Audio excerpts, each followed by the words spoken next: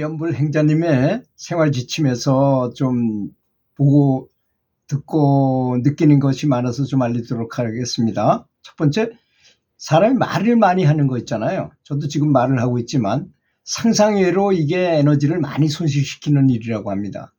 이 사람이 입김을 통해서 성대를 울리면서 이 체온을 많이 떨어지기도 하고요. 또 영적 에너지가 많이 소실되니 불필요한 말을 대폭 줄여서 적게 하는 것이 수행자는 꼭 필요한 일이라고 합니다. 그래서 말을 하지 않고 옛날에 사람들은 눈도 뜨지 않고 수행에 전념했다 그래요. 두 번째, 되도록 시선을 아래로 향하게 해서 다른 사물들이 덜 보이도록 유념하며 주의를 괜스레 들번거리지 말라는 것입니다. 그래서 이제 백화점을 추평한다거나 우리는 별거 아닌 걸로 생각하지만 굉장히 에너지를 많이 뺏겨요. 이 눈으로 보는 것의 에너지가 듣는 것에 비해서 엄청나게 더 많이 소모된다는 점을 알아야 될 것입니다. 세 번째, 다른 사람의 비판을 절대 금지할 것. 다른 사람을 무시하거나 비난하거나 비판하거나 험담을 하거나 비웃거나 궁시렁거림 등 험담을 절대 하지 말라는 것입니다. 수행의 가장 큰 방해 요소입니다. 왜 그러냐면 사람은 다 연결돼 있어요, 영적으로. 그래서 다른 사람의 험담을 하면 그것은 내가 나에게 화살을 꼽는 거하고 같기 때문인 것입니다.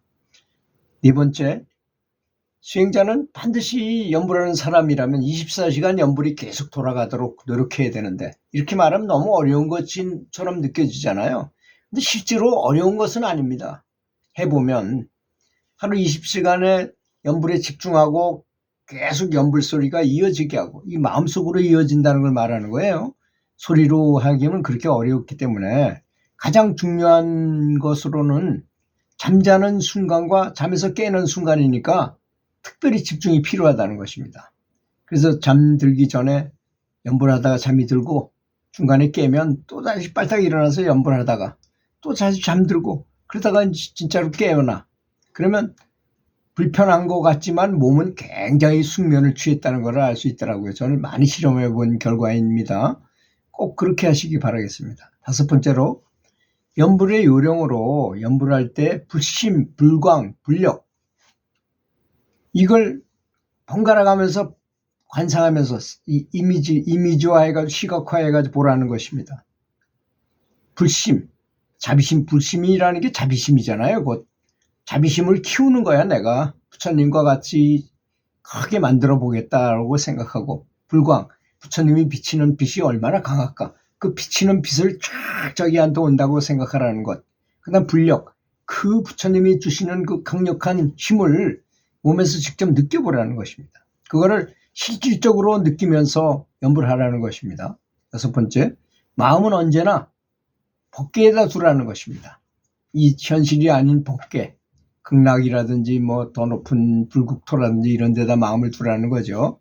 그리고 부처님이 계신 곳, 석가모니 부르는 어디에 천상에 어디선가 계시겠지 하는 거 이런 거를 상상하라는 것입니다.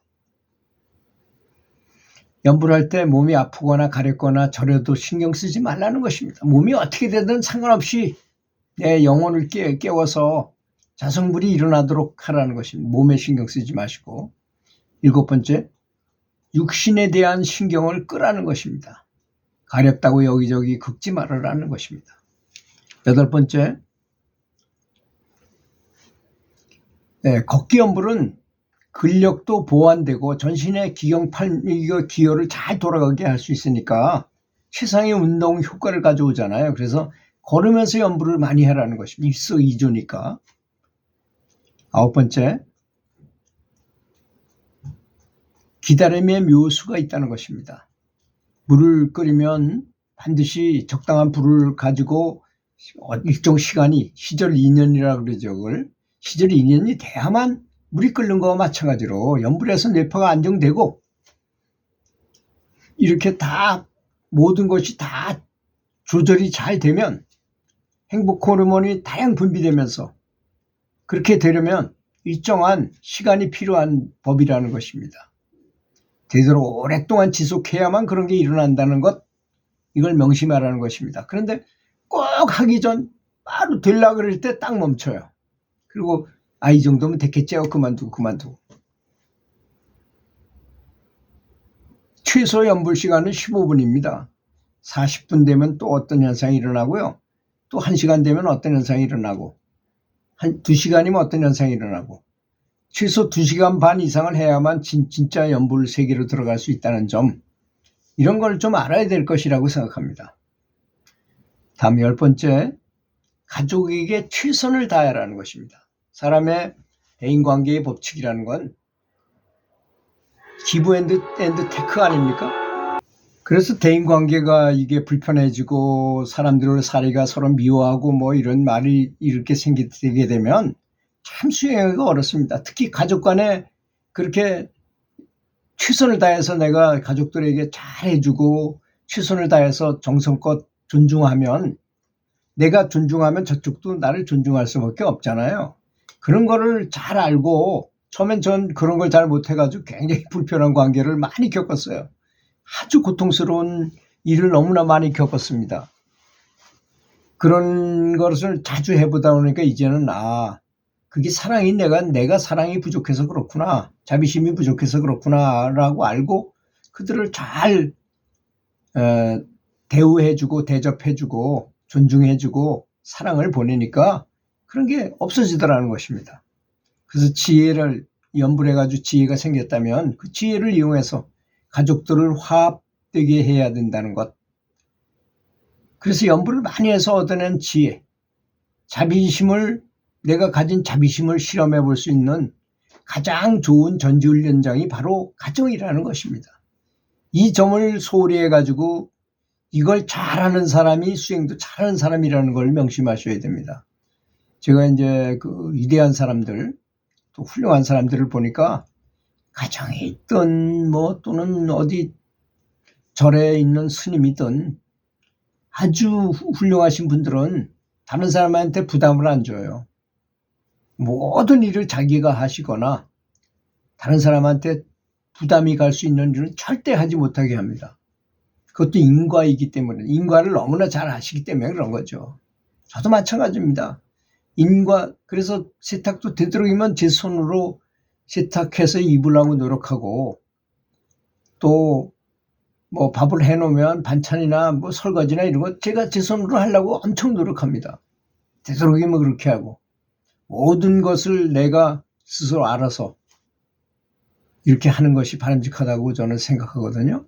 그렇게 될 수밖에 없습니다. 수행을 해서 어느 정도 뭔가를 알게 된다면 당연히 그렇게 할 수밖에 없어요. 그래서 물도 아껴 쓰게 되고, 모든 것을 아껴 쓰는 게, 아무도 없는 곳이라 하더라도 물을 내가 많이 쓰면 그만한 거기에 따른 업장이 반드시 있거든요. 그거는. 그래서 전기도 당연히 전략을 해야 될 것이고, 요즘 사람들은 이런 전략 정신이 없는 것 같아요. 막 깔려놓고 돈 물어주면 된다 이런 식으로 생각하는데 그거 절대 그렇지 않습니다.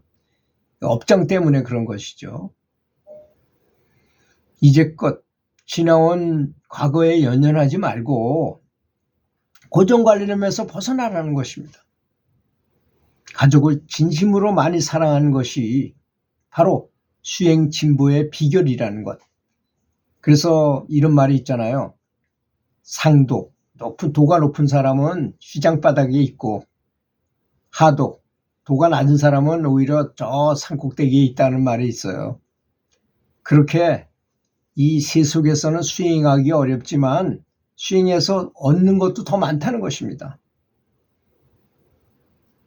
체험도 많고, 산에서 가만히 있어 보세요. 대인관계에서 오는 괴로움 같은 걸 모르잖아요. 대인관계에 사랑을 주고받기도 못하고, 그런데 거기서는 저 나무하고 새들하고 짐승들하고만 관계가 있을 뿐이잖아요. 그런 건 좋은 점도 있고 나쁜 점도 있는 것입니다. 그래서 수행은 처음에는 단체로 가서 연불을 하면 굉장히 바람직해요.